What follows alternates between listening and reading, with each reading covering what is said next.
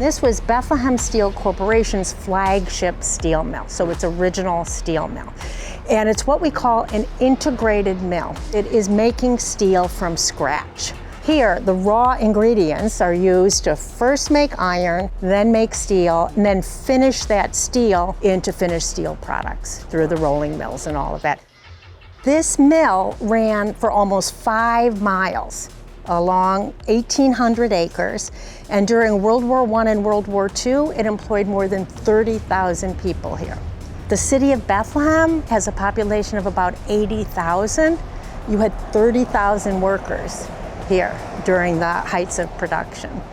The hot end of the mill closed in 1995, and the last working part really closed in 1998. And then Bethlehem Steel Corporation went into bankruptcy in 2001 and emerged no longer a corporation anymore. We work in partnership with the National Museum of Industrial History. I spent about 15 years interviewing ex-steel workers here. And I have a book that's in there that is sort of telling the story of the last generation of workers at this steel mill. The Bethlehem Steel Corporation was the second largest steel company in the United States for a long time, for most of the 20th century. So that's a gigantic multinational corporation. US Steel is the largest, Bethlehem Steel is second. Bethlehem Steel owned mines in Venezuela, in Chile, in Liberia. They had a fleet of iron ore carriers to move that iron ore around. They had not just this giant steel mill, they had a bunch of other giant steel mills. It's interesting because that's headquartered in this small town. But in the 1970s, they decided this headquarters wasn't fancy enough. So they built a new headquarters on the north side of town called Martin Tower, modern looking, and that was torn down. It was demolished in Bethlehem about right before COVID. Everyone in the city turned out to watch the demolition. Every person I talked to who had a background working with management felt this was a poignant last day. And every union worker I talked to, it represented kind of the hubris of the company, putting all this money into a fancy new headquarters, not located near the steel mill. And remember, slightly after that, 1983, you get this big recession. You get all these closing of mills in the Pittsburgh area. These two buildings are quite similar. So this was an electrical repair shop where skilled craft workers who were machinists, right, repaired electrical engines. Over here was the carpenter and pattern maker shop. The pattern makers were these really skilled carpenters that made molds for steel shapes. The steel mill is interesting because it has tons of skilled labor, but it also has production workers. Bethlehem Steel had a great apprenticeship program. So as a young worker, you could start at this mill and really plan out a trajectory as a shop floor worker that got you more skills, moved you into different shops and departments, allowed you to make more money as you moved upwards in your career. But another thing to pay attention to is you can see that the museum, this is adaptive reuse, right? Where they've done such a beautiful job, and compare that with the carpenter shop. I mean, that building has the same potential. This is the original signage that was on every building here at the mill. So you can see the electrical shop, building number 93. Yep. I think there were around 200 buildings that were labeled like this. So what made you want to pursue the project of interviewing the workers? I had worked in social work in this area in the 1990s for about 4 years.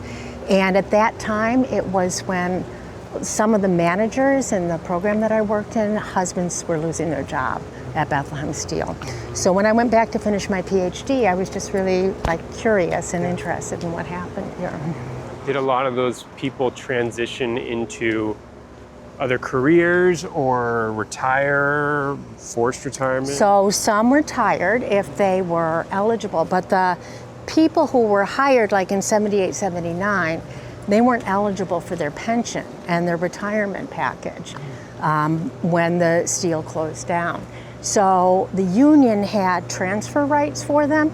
They could transfer to other Bethlehem Steel mills in order to try to put in enough time to get their pension. So I talked to a lot of workers who transferred to Bethlehem Steel's mill in Lackawanna in Buffalo, or Sparrows Point, which is in Baltimore, and they worked at those. Yeah.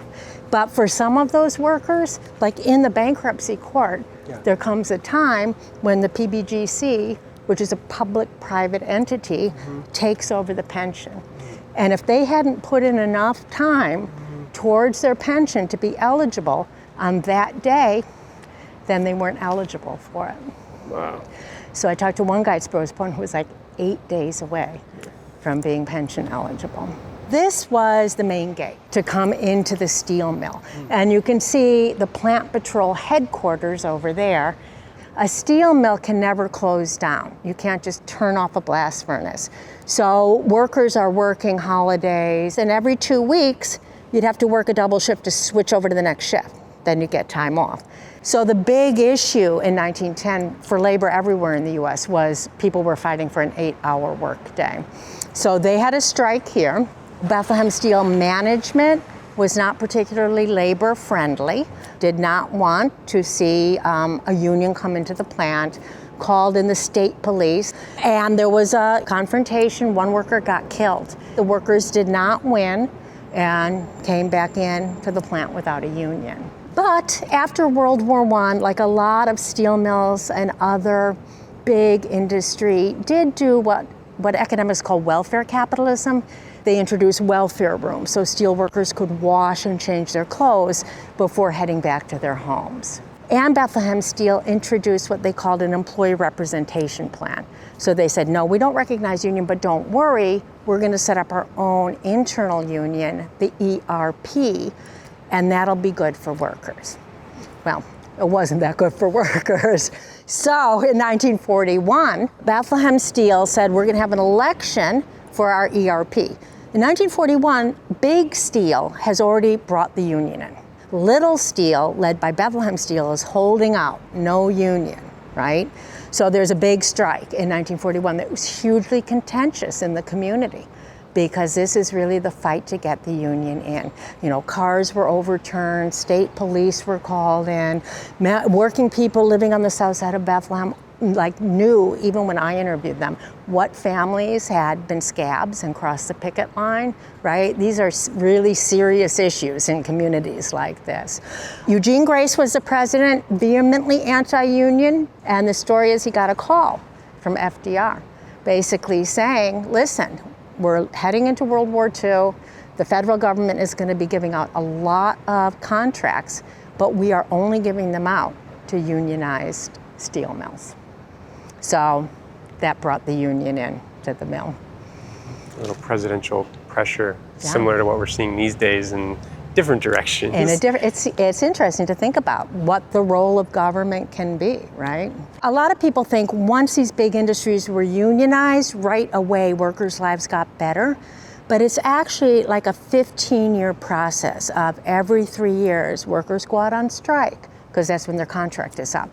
And they're always asking for better, safer working conditions, better wages, better benefits. So it's not until 15 years later, like when the guys I interview first come into the mill in 63, 64, for the first time, they're coming into a steel mill where they can really expect to support their family, right? Move out of the south side to a ranch-style house, send their children to college. This was an original historic building on the mill where the first industrial steel making was introduced here at this site. This building precedes Bethlehem Steel. It became a Bethlehem Steel building, but it's really built in the 1860s. And this is when John Fritz is sort of brought into the area to improve this whole iron making enterprise. And you can see in the building, he was really adamant about building these factory buildings with stone, not with wood, so they wouldn't go up in flames. And the big arched windows are because they don't have electricity. You have to let in air, you have to let in light. This building was used at first as making iron rails. So this is the US taking off into its industrial revolution, and the railroads are a hugely important part of that. And originally, iron was used to make the railroad ties. But with iron, the more it cools, the more there can be fissures and cracks. So Fritz introduced a new technology called the 3-high rail mill, and it produced higher quality iron rails. He also brought in the first industrial steel making process here. People have known how to make steel for a long time. You know, the Vikings have these incredible steel swords. But what people didn't know how to do was make steel on an industrial scale. And so this process in England, the Bessemer process, was bought by Fritz and was introduced here. So he brought in, like, I think 4 8-ton Bessemer converters, and they were the first technology to turn iron into steel at an industrial scale. Now you can replace your iron rails with steel rails. Iron rails lasted for like 4 years. Really? And they had to be, I can't even imagine that. Steel rails lasted like 16 times as long. And this building was all connected. So you see those ruins down there. Okay. The largest building at this plant, which we'll just catch a glimpse of, is the number 2 machine shop. And at one time, that was the largest covered industrial building in the world. You know, the big figure for Bethlehem Steel was Charles Schwab, who came in, bought this successful company that was making rails, but they also, at the end of the 19th century, got a lot of contracts with the US Navy. US Navy was trying to expand, so they were very successfully making armor plate and a lot of material for the Navy. Charles Schwab was the protege of Andrew Carnegie out at US Steel in Pittsburgh. But then him and Carnegie had a falling out. Because if you've read biographies of Andrew Carnegie, he was like a thrifty Scotsman with strong morals.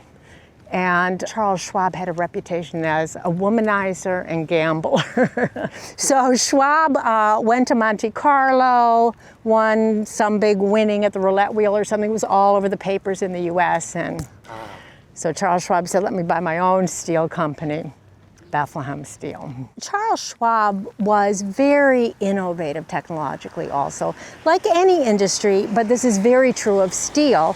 Markets and demand changes. And the steel industry always does really well in wartime economies, right? So the expansion of the US Navy, World War I, World War II, steel industry is producing a lot of war material. But then the issue always is what happens after the war? How can you position yourself? So a super innovative thing that Charles Schwab did is he bought, for a really significant investment, technology again from England called a gray mill. And the gray mill could roll this structural steel, these wide flange H-beams that Bethlehem Steel really became known for. Structural steel that was needed to construct the new kinds of skyscrapers that were being built. So at one point, and I don't know if this is true, people say that Bethlehem Steel was in like 80% of the New York City skyline. With war, Bethlehem Steel, I'm sure you found out in the museum, was building like a ship a day during World War II. But what happens after the war? Right. You don't need all those shipbuilding facilities, right. You know? Yeah. If you talk to workers about their first day, they'll just talk about being completely overwhelmed by the noise, the heat, the giant trains, huge cranes. You know, it's a very dangerous place, very loud place, very hot place. Okay, so this is one of the oldest buildings on the site. Okay. It's now owned by the city. It's a visitor center by Bethlehem, but it was the original stock house. So when we're talking about the Bessemer furnaces making steel over there, the iron was being made in 2 blast furnaces on either side of this stock house. And they were about 1/3 the height of the blast furnaces that are remaining here today. So they were making iron and they were storing the ingredients, the stock, which was limestone, iron ore, and coke or coal, right, in this stock house. And if we go back to 1910 again, the workers who are working 12-hour shifts are coming here to this stock house, loading up wheelbarrows with the burden, with these raw materials, hauling them over to the blast furnace, pulling them up, hoisting them up to dump in the top of the blast furnace. And they're doing that 12 hours a day. So Arts Quest, which is one of the not-for-profits here in Bethlehem, has offices here. They have music right under the blast furnaces. Oh, wow. The scale's incredible. There are 5 remaining blast furnaces, A, B, C, D, E. There used to be 2 more that were torn down in the 1960s. Their cast floors go out behind them towards the river. But the blast furnace is behind this skip cars. You see the car up at the top there? On the left? Yeah. Yep. So these skip cars are going down below to pick up the raw materials, limestone, iron ore, and coke, and bring them up to dump into the top of the blast furnace. At the top of the blast furnace, there are 2 bells or valves. So when they dump the raw materials, the burden in, they open one bell, dump it in, close the top one, open the second one, and it goes into the furnace. And that's because blast furnaces create a lot of toxic gases. I talked to a woman steel worker who described it as, just think of it as making a cake, right? When it's done, the furnace is ready to be tapped. They open a hole in the furnace and the iron pours out. And on the cast floor, they use dams to channel that hot iron. So it ends up in these submarine cars that are gonna take that iron off to first the Bessemer furnace to be made into steel. Later, Bessemer technology is replaced with the open hearth. And then towards the end of this plant's life, that open hearth technology is replaced with a basic oxygen furnace. So the iron is being made pretty much the same way, but those technologies for turning the iron into steel change over that century, more than a century of steel making. So that's the whole furnace. And then you can see the roof of the cast floor. So all the blast furnace workers would wear silver suits to reflect the heat, and they're working on that cast floor, tapping the furnace, directing that hot iron and slag into either the submarine cars to be taken off to be made into steel, or into slag pots, which are going to be taken by train to the eastern part of the plant and dumped. This is a trestle because there are 3 railroad lines that run on this trestle, moving those raw materials that are going to be dumped down in bins, and then they're moved out of those bins onto the skip cars. So it's just going to run down to whatever bin it needs to dump material, then it can switch its power and move out the other way. And you see the little pellets? It's still there. Right, so that is the iron ore. Iron ore used to just come in its chunk form, like out of the mine. But sometime in the 1960s, they introduced pelletizing machines at the iron ore mines, like up in Minnesota, that turned the iron ore into these taconite pellets and made it burn more efficiently. The ovens here are heating up air to blow into the blast furnaces. They're getting pressurized air from a building down there that we'll take a look at, the blowing engine house.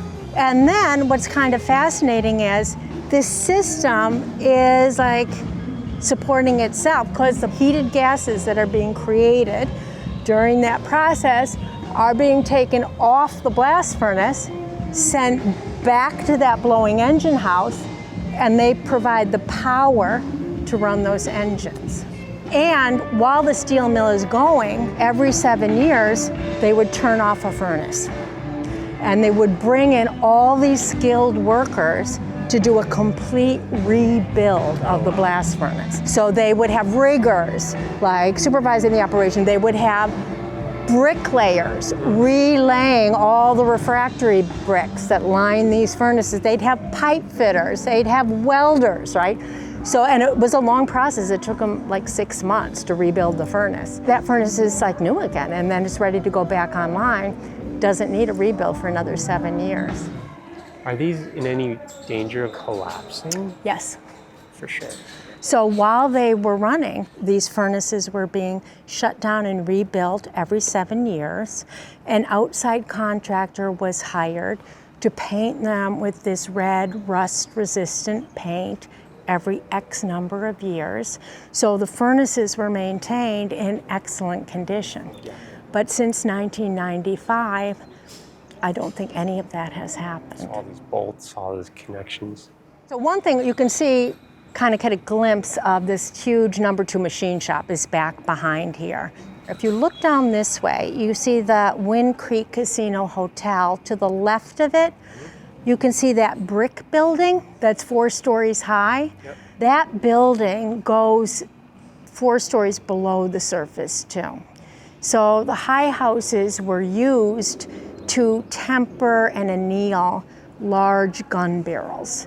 So if you're making these massive gun barrels for, ships that are being used in the war, they have to be properly treated because they're firing Over and over. Yeah. And so there would be a hoist up at the top of the high house, and it lowers the gun barrel into different solutions to temper and anneal those gun barrels. The largest single accident at this mill happened there, I believe, in 1947. And what happened is workers were working, and one of their co-workers went down below and didn't come back up, so they sent another guy down. And by the time it was over, I believe 8 people died of gas poisoning.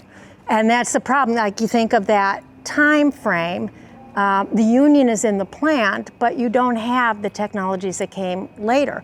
Like when people were doing gas work in the blast furnaces, when riggers were doing it in the 1970s and 1980s, there were all these rules. They had gas checking instruments that would alert them if there was gas in the air. The riggers had to shave so they could wear gas masks when they worked on gas jobs. And the union and the company had worked together to have safety rules, like you could only work 20 minutes on a gas job, and then you had to be spelled. So here is another crane run that's been cut off, you see. That crane run, you see it's like a railroad but for cranes, ran all the way through here. As an 18-year-old coming into this mill, 10 tons of material over your head, trains zooming by, hot metal. Dirty, tired, grumpy guys walking around everywhere. Yeah. And then on the other side over here was a dispensary. So there were 3 dispensaries or medical clinics here in the steel mill. Okay. So if a worker got injured, like I knew a worker who got like a piece of metal in their eye, right? They could come to the dispensary and get medical care here. And then if the injury was too serious, they would send them to St. Luke's Hospital. But every steel worker who I talked to said the nurses at the dispensary were wonderful. They were fantastic. But they said the doctors, not so good. And that's because Bethlehem Steel Corporation had to report a workplace injury if a worker missed a day on the job. So the doctors were really invested in getting workers back to work. This comes from various parts of the mill, but it's all put in as part of a city effort again to make this a site that can be redevelopable. We sort of argue that like a special tax zone like a TIF can be not just helpful for the city to make this a better public space, but also helpful for the casino in the redevelopment efforts. Because the more attractive this space is for people, the better for businesses that, reuse these buildings also.